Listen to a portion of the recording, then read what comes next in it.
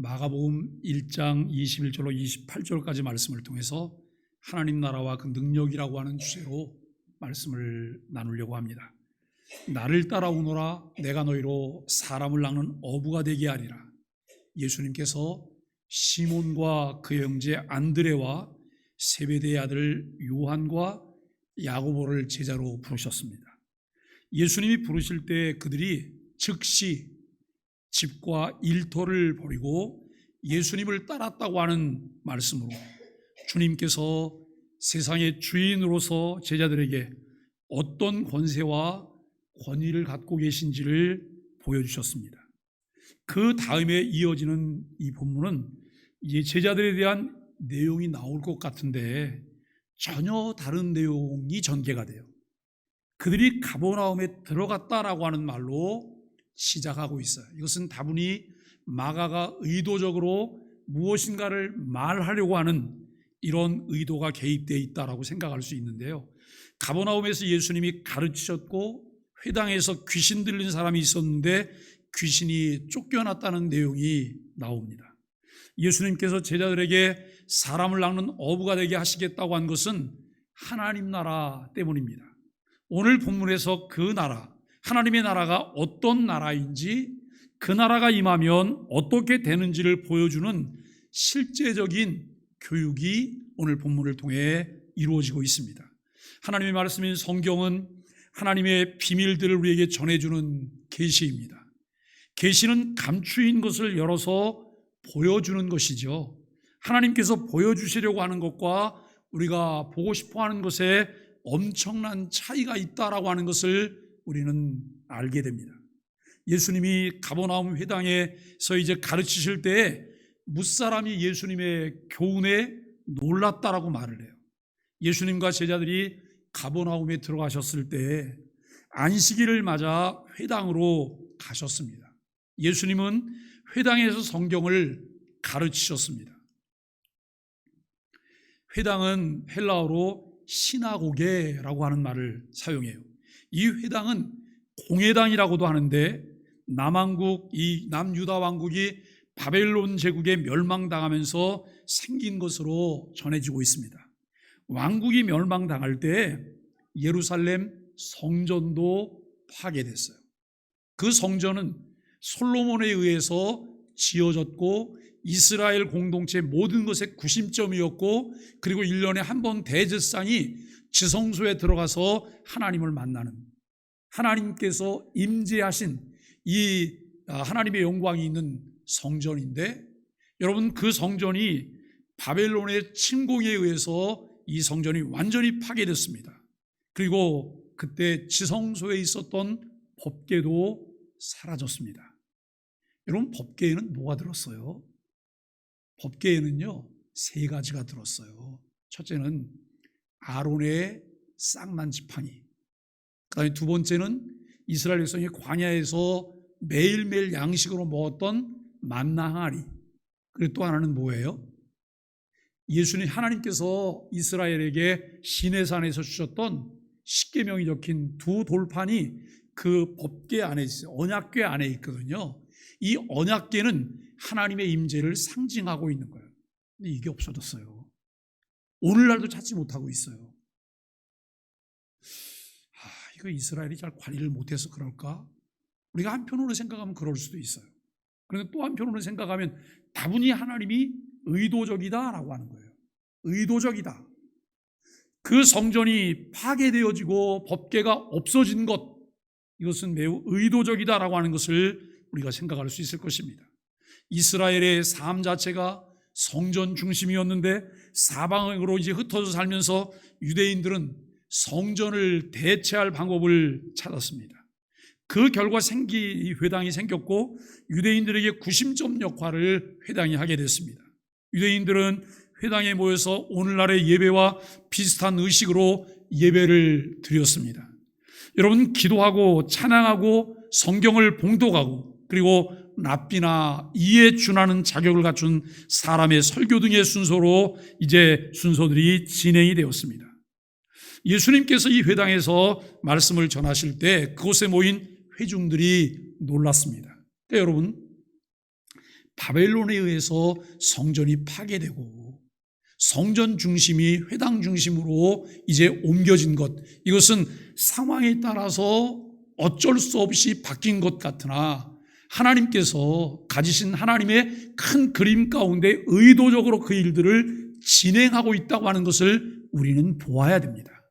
여러분, 성경을 읽을 때 성경 그 문장 속에 그 매 줄에 담긴 그 내용을 정확하게 이해하고 파악하는 것도 우리에게는 굉장히 중요해요. 그러나 그 행간 사이에 숨겨있는 또 복선들을 찾아내는 것도 우리에게 너무나 유익하다라고 하는 거예요.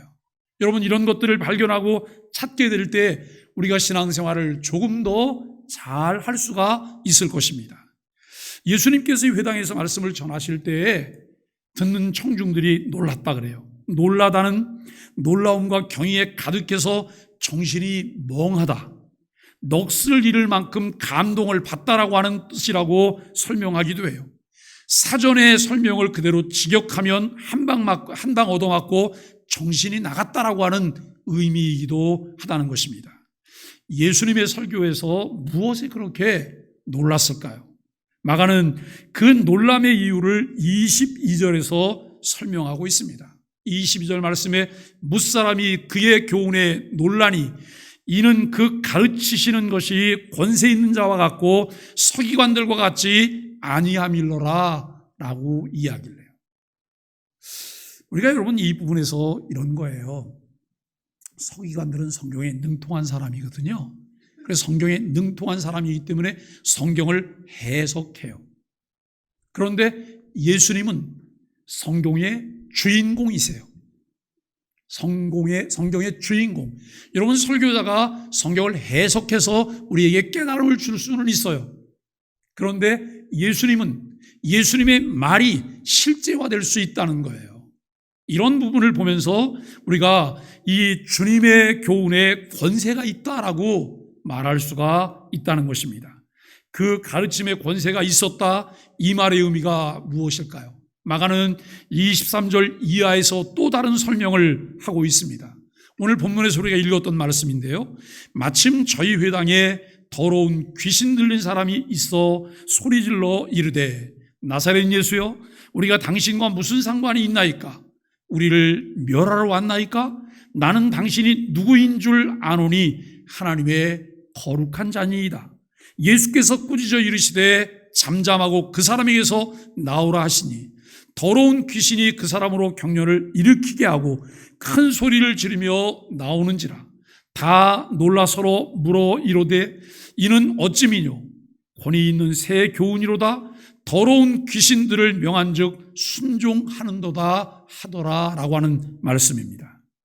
여기 23절 이하의 기록은 이미 예수님의 가르침에 사람들이 놀라고 있을 때 일어난 한 사건이에요. 주님께서 회당에서 강론하실 때 마침 더러운 귀신 들린 사람이 등장합니다. 그가 등장하면서 예수님을 보면서 예수님께 소리를 지르며 질문합니다. 나사렛 예수여, 우리가 당신과 무슨 상관이 있나이까? 여러분, 그 하나님의 아들 예수님이 회당에서 가르치시는데 지금 귀신 들린 자는 거기를 들어오면서 예수님을 만난 거예요. 초면일 수 있어요. 그런데 그가 나사렛 예수라고 하는 사실을 어떻게 알았을까요? 그리고 우리가 당신과 무슨 상관이 있습니까? 라고 하는 이 말을 하고 있는데 그 말의 의미는 무엇일까요? 귀신 들린 사람은 자신을 우리라고 말을 해요. 우리, 내가 아닌 우리라고 하는 표현을 사용하고 있어요. 즉 지금 예수님께 질문하는 한 인간에게 다수의 귀신이 들렸다는 거예요.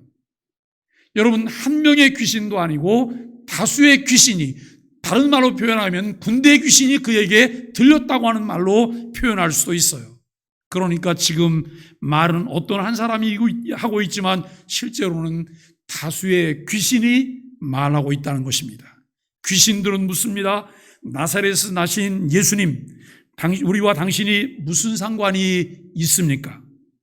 당신과 우리는 상관이 없다는 뜻이에요. 왜 그럴까요? 우리도 여러분 그렇게 말할까요? 예수님 도대체 누구세요? 예수님이 어떤 일을 하셨나요? 그것을 알고 난 다음에 우리가 이렇게 말할 수 있을까요? 예수님은 나와 아무 상관이 없어요. 여러분 그렇게 말씀하실 수가 있으실까요? 우리가 예수님과 상관이 없다면 우리는 이 자리에 나올 필요도 없으실 거예요. 그런데 귀신이 그렇게 말해요. 당신 즉 예수님은 하나님의 거룩한 자이기 때문에 자신과 상관이 없다는 거예요. 마가는 이미 이 귀신들의 정체를 이제 소개하고 있어요. 더러운 존재라고 규정해서 말하고 있다라고 하는 것입니다. 굳이 설명한다면 귀신들은 예수님께 당신은 하나님의 거룩하신 자이신데 어찌 더러운 우리와 관계가 있습니까? 라고 하는 질문입니다. 그 말이 틀린 말이 아닙니다.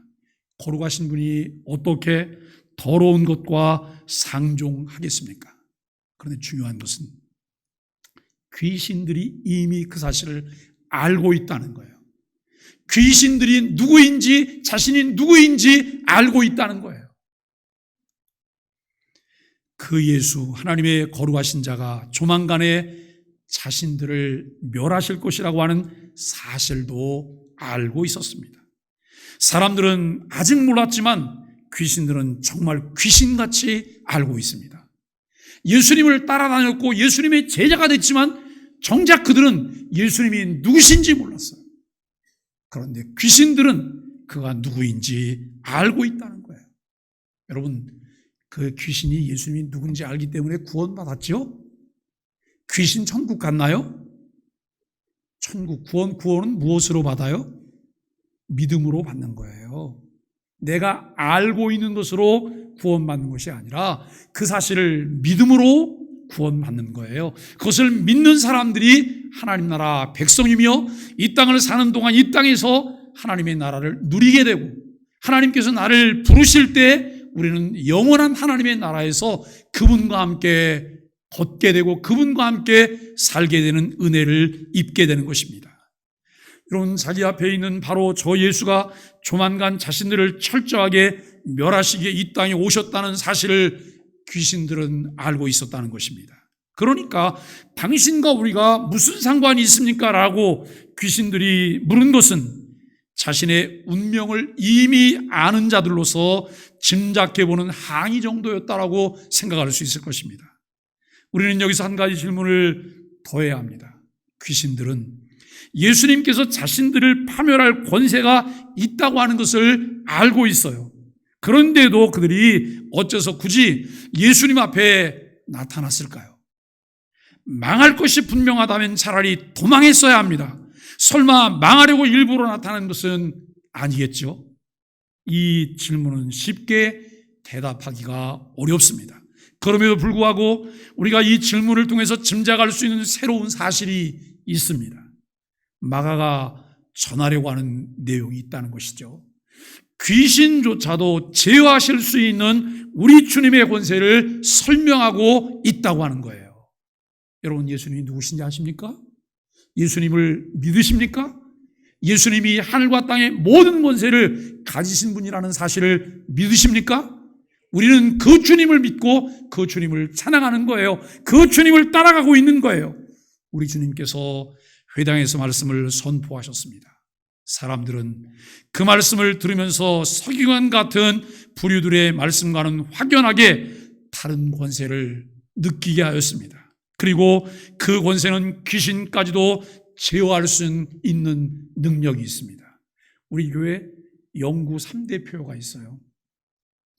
전파하는 교회, 가르치는 교회, 저 끝에가 무슨 교회예요? 치료하는 교회. 이 건물이 뭘 전파하고 건물이 뭘 가르치고 건물이 뭘 치료하죠? 건물에만 들어왔다 나가면 다 치료가 되죠? 그러면 얼마나 좋겠어요. 그런데 그렇게 알고 신앙생활하는 분도 꽤 많다는 거예요. 그게 아니에요. 하늘과 땅의 모든 권세를 가지시고 귀신도 제압하시고 내어쫓는 권세를 가지신 예수님을 알게 될 때, 그 예수님을 믿게 될 때 우리의 삶에 변화가 나타난다고 하는 사실을 말하고 있어요. 여러분, 교회 오셨으면 하나님 말씀을 듣게 되기를 바랍니다. 교회 오셨으면 말씀을 통해서 예수 그리스도를 알아가게 되기를 바라고 예수님을 믿게 되기를 바랍니다. 예수님을 믿을 때 예수님을 통해서 우리가 큰 은혜를 받을 수가 있습니다. 누가복음 4장 36절은 다 놀라 서로 말하여 이르되 이 어떠한 말씀인고 권세와 능력으로 더러운 귀신을 명함에 나가는도다 하더라 라고 하는 말씀입니다. 예수님의 말씀은 성경 말씀을 해석하는 데서 그치지 않았습니다. 그분의 말씀에는 이른바 여러분 그 능력 즉 권세가 있어서 말씀이 나오는 즉시 그 말씀은 현실로 이루어져요. 하나님은 어떤 분이실까요? 창세기 1장 1절에 보면 태초에 하나님이 천지를 창조하시니라 그래요. 태초에 하나님이 천지를 창조하시니라. 창세기 1장 이후에 천지를 무에서 창조하시던 하나님이 어떤 분인지를 우리에게 분명하게 성경은 열어서 보여주고 있어요. 땅이 있으라 말씀하셨을 때 땅이 생겼고, 바다가 있으라 말씀하셨을 때 바다가 존재했어요. 빛이 있으라 말씀하셨을 때 빛이 존재하게 되었습니다. 그 말씀이 능력이며 권세입니다. 그러므로 귀신에게 나가라고 명하시면 귀신은 나갈 수밖에 없다는 거예요. 자, 그런데 여러분, 귀신은 예수님 말씀하시면 그 말씀 앞에 귀신도 굴복해요. 우리는 예수님 말씀하시는 그 말씀에 우리는 어떤 자세를 취하고 있나요? 전능하신 하나님께서 우리에게 말씀하실 때 그분이 전능자이기 때문에 그분 말씀에 우리가 여러분 듣고 순종하며 그분의 통치를 따르는 하나님의 백성인지 우리를 보아야 할 것입니다. 우리가 하나님의 백성이다. 무엇을 가지고 하나님의 백성인지 아닌지를 알 수 있을까요? 하나님의 백성은 하나님 말씀을 듣는 거예요. 그 말씀을 순종해요. 그 말씀에 순종할 때 순종하는 자들에게 하나님께서 영원한 하나님의 나라를 누리게 하세요. 많은 사람들이 착각 가운데 천국은 죽어서만 간다고 생각해요. 이 다음에 갈 천국에. 그래서 뭐라고 말하냐면 가봤냐고 물어봐요. 가봤냐고. 나는 그 천국이 있는지 없는지 모르기 때문에 나는 그거 못 믿겠다고 말해요. 그런데 천국은 이미 시작되었다고 성경이 말하잖아요. 예수님이 오심으로 천국이 이미 시작되었대요. 그런데 아직 그 천국이 최종적으로 완성되지는 않았다는 거예요. 이미 시작된 하나님의 나라는 하나님께서 아들 예수 그리스도를 이 땅에 보내주심으로 이 땅에 하나님의 통치가 시작되었다는 거예요. 그 하나님의 통치, 하나님의 다스림에 순종하는 사람들 마음 가운데 무엇이 임하고요? 하나님의 나라가 임하는 거예요. 오늘도 우리가 하나님 말씀을 듣기를 원합니다. 그리고 하나님 말씀에 온전히 순종하기를 원하고 그 하나님 말씀에 순종함으로 여러분 천국이 여기 있다 저기 있다 해도 우리가 믿을 필요가 없어요. 다른 사람들이 수없이 많은 이야기를 해도 그 말에 귀를 기울일 필요가 없어요. 성경이 우리에게 말씀하시는 대로 듣고 순종하면 하나님의 나라는 내 마음에 이루어진다라고 하는 것을 알게 돼요. 여러분, 이것이 바로 그분의 권세입니다. 그 말씀의 능력입니다. 이 때문에 바울 사도는 데살로니가 전서에서 1장 5절에 이런 말을 해요. 여러분, 데살로니가 교회는요, 바울이 미안함이 많은 교회예요. 왜냐하면 바울이 순회 전도자잖아요. 순회 전도자로서 그가 데살로니가에 복음을 전하기 위해서 다른 곳에서 핍박을 받으면서 여러분 그곳으로 이제 피신 비슷하게 데살로니가라고 하는 동네로 들어갔어요. 그리고 아주 짧게 그 데살로니가에서 하나님 말씀을 전하고 가르쳤어요. 그런데 바울을 죽이려고 하는 유대인 청부업자들이 폭력배를 고용해서 여기서 난동을 부렸어요. 난동을 부리니까 바울은 몸을 피신했고 그 난동 가운데 어려운 핍박들을 데살로니가 교회 교인들이 온몸으로 고스란히 다 받게 되었어요. 여러분, 바울이 가서 짧게 복음을 전했잖아요. 그들은 어쩌면 초신자도 아닐지도 몰라요. 이제 여러분 처음 복음을 접한 그런 사람일 수도 있어요. 그런데요, 1장 5절에서 바울이 이렇게 말을 해요. 이는 우리 복음이 말로만 너희에게 이른 것이 아니라 오직 능력과 성령과 큰 확신으로 된 것이니 라고 말을 해요. 여러분, 복음을 여러 차례 들었다고 해서 그가 신앙생활을 훨씬 더 잘할 수 있다고 하는 보장이 없어요. 여러 차례 들었다고 해서 그가 믿는다는 보장이 없어요. 이 복음을 믿게 되는 것은 다른 것 아니에요. 설교자의 언변이에요. 설교자가 잘 설득해내서요. 설교자가 기가 막히게 복음을 설명했기 때문에요. 아니요. 믿음은 성령님과 함께 역사해요. 하나님의 말씀은 성령님과 함께 역사하는 거예요. 그래서 모든 성경은 하나님의 감동으로 된 것이라고 말하잖아요. 우리가 설교를 들을 때 우리에게 가장 필요한, 가장 합당한 자세가 무엇일까요? 성령님, 나를 도와주세요. 성령님, 듣게 해주세요. 성령님, 말씀을 보게 해주세요. 성령님, 온 몸으로 말씀을 느끼게 해주세요. 그리고 설교는 귀로 듣는 것이 아니에요. 설교는 관계로 듣는 거예요. 관계로. 우리가 오늘도 하나님 말씀을 잘 들을 수 있게 되기를 바라고, 이 말씀이 성령의 능력으로 되는 것임을 깨달을 수 있게 되기를 바랍니다. 요약하자면 마가는 지금 계속해서 예수님의 권위, 즉 하나님의 아들로서의 권세를 말하고 있는데, 귀신 들린 사람의 등장은 이 권세가 어떤 성격인지를 설명하고 있다는 거예요. 마가가 설명하는 예수님의 권세는 말씀이 곧 실현되는 권세예요. 귀신을 다스리는 권세입니다. 여러분, 하나님의 나라는 어떤 나라일까요? 하나님에 의해서 다스려지는 나라예요. 세상의 복잡함 속에서도, 환경의 어려움 속에서도 하나님께서 내 마음을 주시기 때문에 그 상황 가운데 내가 얻게 되고 내가 누리게 되는 것이 뭐냐면 하나님의 은혜와 평강이에요. 은혜와 평강입니다. 사랑하는 여러분, 교회만 다니지 마세요. 교회만 다니시면 하나님의 은혜와 평강을 알 길이 없어요. 교회만 다니시지 마시고 하나님 말씀을 듣게 되기를 바라고, 하나님을 믿게 되기를 바라고, 그 하나님께 온전히 순종하게 되므로 은혜와 평강을 누리며 하나님의 나라를 누리는 하나님의 백성들이 되시기를 간절히 바랍니다. 마가가 설명하는 예수님의 권세는 말씀이 곧 현실이 되는 권세, 귀신을 다스리는 권세입니다. 이 권세를 가지고 주님께서 귀신들에게 이렇게 말씀하셨습니다. 잠잠하고 그 사람에게서 나오라. 이 말씀은 명령이라기보다는 오히려 꾸짖음이었습니다. 이때 마가가 사용한 꾸짖는다는 벌하다 혹은 책망하다고 하는 의미입니다. 예수님은 당신을 하나님의 거룩한 자라고 일컫는 귀신들에게 아주 분명하게 적대적으로 대하셨습니다. 바로 이 순간까지 예수님의 진정한 정체를 아는 사람은 거의 없었죠. 그런 상황에서 귀신들은 예수님을 사람이 아니라 신적인 존재로 알아보았습니다. 그러나 예수님은 그들의 말에 관심이 없었습니다. 여러분, 우리와 주님의 차이가 이거예요.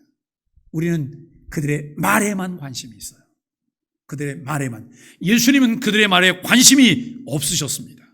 오직 그들의 정체에만 관심이 있었습니다. 이 사실이 우리에게 주는 교훈이 무엇일까요? 믿지 않는 사람들도 성경을 보면서 예수님께서 하나님의 아들이라고 말할 수 있습니다. 제가 이 현대시대에 가장 웃지 못할 만한 우스꽝스러운 일이 하나 있는데 그게 뭔지 아세요? 돌 김용옥이라는 사람이 성경을 강의한다고 앉아있는 거예요. 정말 웃기는 일을 하고 있는 거예요. 성경은 학문이 아니에요. 그런데 그가 예수님에 대해서 이야기를 강의를 한다고 강의를 해요. 뭔가 이런 개똥 철학을 자꾸 풀어내려고 해요. 이게 본인이 조금만 깨닫고 알게 되면 본인이 얼마나 어처구니 없는 짓을 했는지를 알게 됐을 때 그 부끄러움을 어떻게 여러분 감당하겠어요? 그런데 전혀 그렇지가 않아요. 그렇기 때문에 그렇게 할 수 있는 것이죠. 물론 우리도 예수님을 주님이라고 여러분 고백해요. 그러나 예수님은 사람의 말보다는 그 말을 하는 사람의 됨, 즉 그 사람이 어떤 자세로 어떤 인격으로 그렇게 말하고 있는지를 보신다는 거예요. 그 사람의 말이 진심인지를 보신다고 하는 의미예요. 이 교훈은 우리에게 아주 중요한 도전과 경고가 됩니다. 하나님의 말의 내용, 하나님은 말의 내용, 그 말의 진정성을 그 말하는 사람의 인격 위에서 평가하신다는 것입니다. 우리의 고백과 감사가 진정인지를 그 사람의 인격으로 판단하신다는 뜻입니다. 이 사실이 우리와 어떤 관련이 있을까요? 이미 짐작하시겠지만 우리가 매일 드리는 고백이 좀 더 진지해져야 합니다. 이 말씀을 생각하다 보면 우리들의 고백이 상당히 감정적임을 인정하지 않을 수가 없습니다. 제가 여러분 목회를 수년 동안 하는 동안 많은 사람들의 이야기를 들어요. 가장 아픈 것은 이거예요. 목사님, 제가 기도 중에 하나님께서 이렇게 인도하셨어요. 기도 중에 이렇게 깨닫게 하셨어요 라고 말을 해요. 근데 여러분, 목회자는 그 말을 듣는 순간 거의 판단이 서잖아요. 아, 그러세요? 라고 해요. 그런데 얼마 지나, 그것도 기간이 길지도 않아, 얼마 지나지 않아갖고 자기가 말한 걸 다 뒤집어요. 아니, 하나님이 그렇게 변덕장인 거예요? 아니면 우리가 뭘 잘못 생각하고 있는 거예요? 우리가 이런 신앙생활 하면서 정말 중요한 것이 무엇일까요? 성령의 인도하심 가운데 사는 걸까요? 성령의 인도하심 가운데 마치 자신의 감정이 하나님의 뜻인 것처럼 이야기를 하기도 해요. 신앙생활에서 무엇을 결정할 때 매우 신중해야 합니다. 결국 우리는 인간의 성품에 따라 믿음의 언어와 행동도 영향을 받을 수 있음을 깨닫게 된다는 것입니다. 이때는 이것이 하나님의 은혜다라고 말하던 사람이 저 때에는 저것이 하나님의 뜻이라고 말한다면 우리는 그 사람이 변덕스러운 사람이라고 말할 수밖에 없습니다. 그러므로 우리는 이 사실을 명심해야 합니다. 하나님의 성품은 변덕스럽지 않다는 거예요. 하나님은 영원토록 동일하세요. 진리가 왜 진리일까요? 수천 년이 지나도 그 진리는 변함이 없기 때문에 진리인 거예요. 그분은 변함이 없으셔서 뜻을 돌이키시려는 모습조차 볼 수 없는 분이에요. 신앙생활이 깊어질수록 우리에게 일어나는 긍정적 변화는 감정 의존적인 삶이 아닌 계시 의존적인 삶으로 변화를 갖게 된다고 하는 점이에요. 오랫동안 교회를 다니고 교회 안에 중요한 직분을 맡았는데도 삶에는 아무런 변화가 없어요. 그분을 보면서 아, 저분 인격자야 라고 하는 말을 할 수가 없다고 한다면 그분은 도대체 뭘 믿으신 걸까요? 하나님은 매우 인격적이시거든요. 그 하나님은 선하신 성품을 가지고 계신 분이에요. 그래서 우리가 그분을 배우고 그분과 알고 그분과 친밀한 교제를 나누면 나눌수록 우리의 삶에 하나님의 선하심이 스며들기 시작하는 거예요. 그리고 우리를 통해서도 하나님의 그 선하심들이 반사되는 거예요. 여러분, 이것이 하나님의 영광을 드러내는 삶이라고 우리가 말할 수 있잖아요. 귀신들이 예수님을 신적 존재로 인정하며 그냥 놓아둘 것을 호소하지만 예수님은 귀신들을 가차없이 내어 쫓으셨습니다. 주님께서 나가라고 명령하셨습니다. 귀신들은 그 사람에게서 떠났습니다. 이것이 바로 우리 주님의 권세입니다. 귀신은 어떻게 해서든 하나님을 방해하려고 해요. 이것이 사탄의 본성이기 때문에 그래요. 하나님은 당신의 능력으로 창조하신 피조물들이 평화롭게 살기를 원하십니다.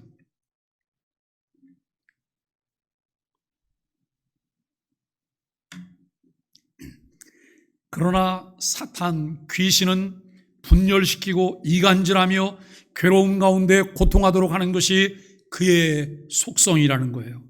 귀신들은 쫓겨나가면서도 그 사람이 경련을 일으키는 고통 속에서 소리 지르게 해요. 귀신 들린 인간에게는 그것이 구원이에요. 여러분, 평화가 회복되는 기쁨의 시간이지만 귀신에게는 자신의 영향력이 무너지는 고통스러운 시간이에요. 그렇기 때문에 괴성을 질러요. 그 자기가 여러분이 안고 있는 그 귀신 들린 사람을 어떻게 해서라도 그를 괴롭게 하려고 해요. 귀신은 귀신 들린 그 사람에 대해서 요만큼도 관심도 없고 생각도 하지 않고 그를 배려하거나 존중하지 않아요. 다 부서지고 망가지고 여러분 정말 폐가 망신해도 귀신은 그것에 대한 관심이 없어요. 그러나 하나님은 어떠실까요? 하나님은 우리를 위해서 사랑하시거든요. 하나님이 우리를 사랑하세요. 어느 정도로 사랑하세요? 어느 정도로 사랑하실까요? 아들 예수 그리스도를 우리를 위하여 십자가에 내어주시기까지 사랑하세요. 가끔 여러분 짓궂은 질문을 하는 거예요. 이렇게 부부가 함께 있으면 아내에게 물어봐요. 남편이 있을 때, 남편이 옆에 앉아 있을 때, 남편을 사랑하세요? 아들보다 훨씬 더 많이 사랑하세요? 그렇게 질문하면 뭐라고 대답하실 거예요? 그걸 말이라고 왜 당연하지? 그럼 남편 좀 저쪽으로 나가시라고 다시 물어도 똑같이 대답하실까요? 그 대답이 쉽지 않아요. 그런데 우리가 중요한 원리는 이거예요. 그 아들은 하늘에서 뚝 떨어진 아들이 아니에요. 그 아들은 뭐예요? 부부가 서로 사랑해서 사랑의 결정체로 만들어진 아들이에요.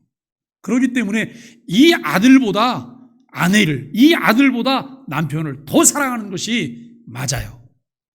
여러분, 그게 인정이 안 되시고 그렇지 않으시거들랑 한 며칠 금식 좀 해보세요.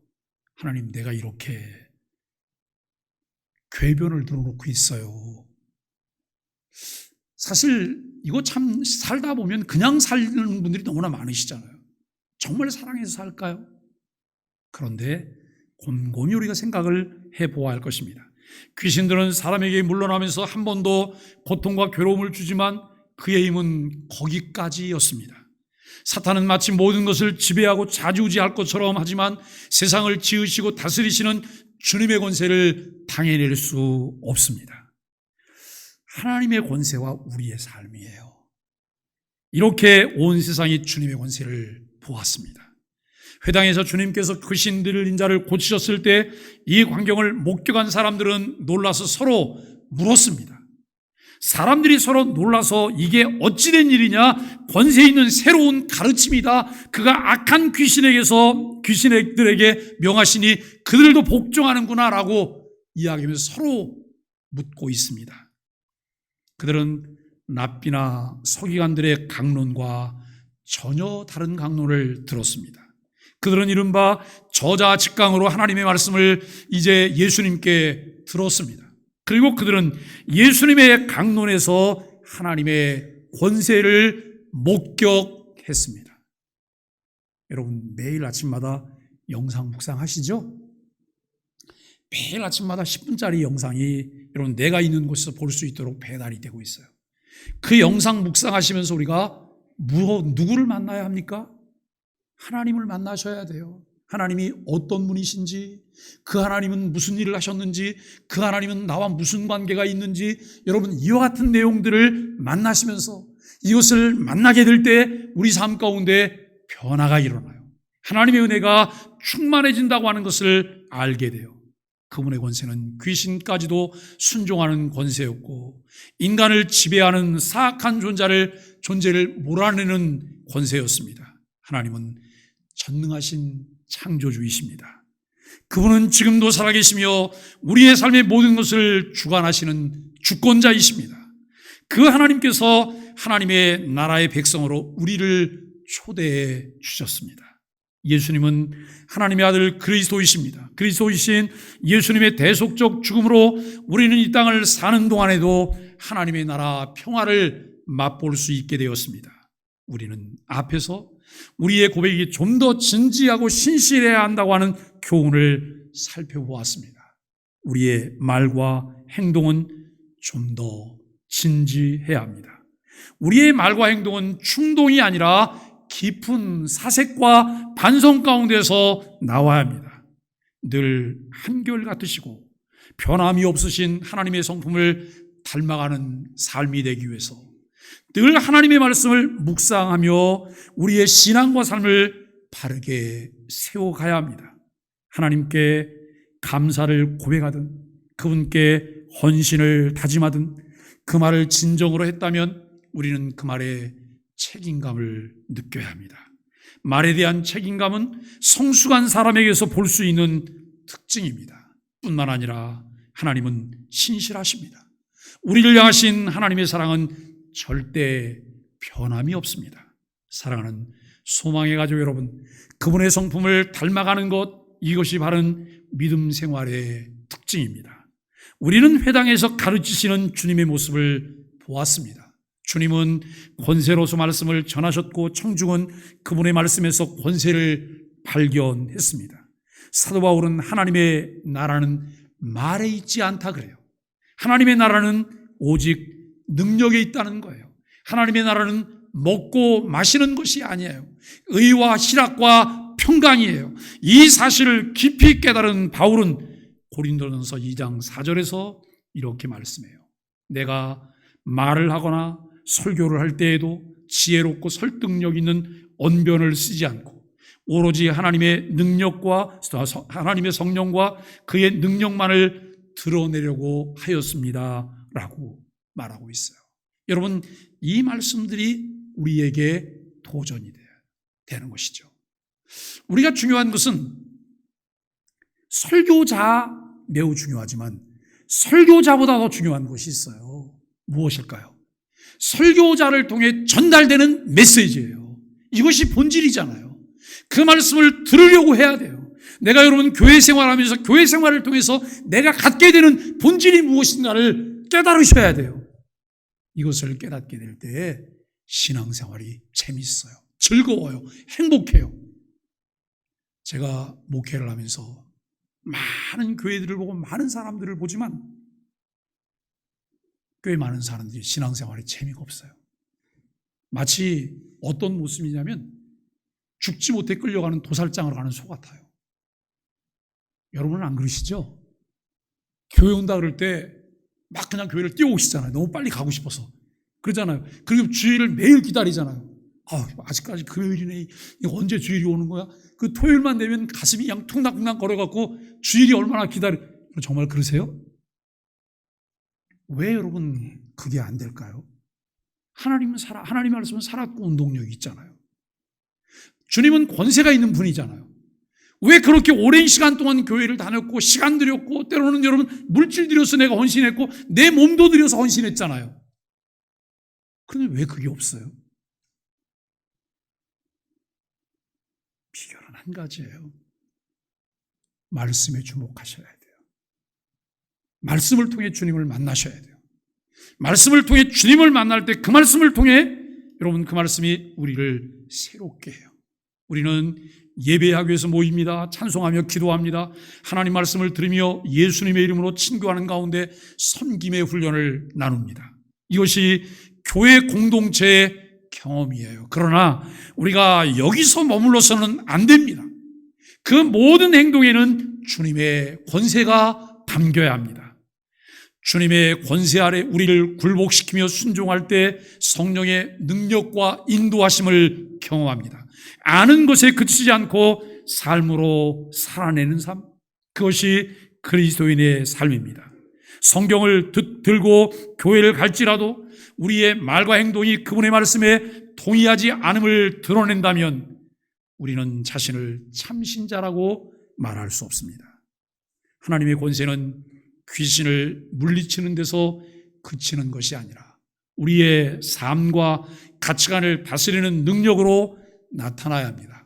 예수님이 누구신지, 그가 하신 일들이 어떤 일인지 믿고 순종하여 그 일들이 내 삶에 어떤 변화를 가져왔는지를 볼 수 있어야 한다는 것입니다. 하나님의 나라와 그 능력을 경험하며 우리 몸을 하나님이 기뻐하시는 거룩한 산제물로 예배가 있는 삶이 있는 예배자로 살아가는 소망의 가족들이 되시기를 예수 그리스도 이름으로 간절히 축복합니다.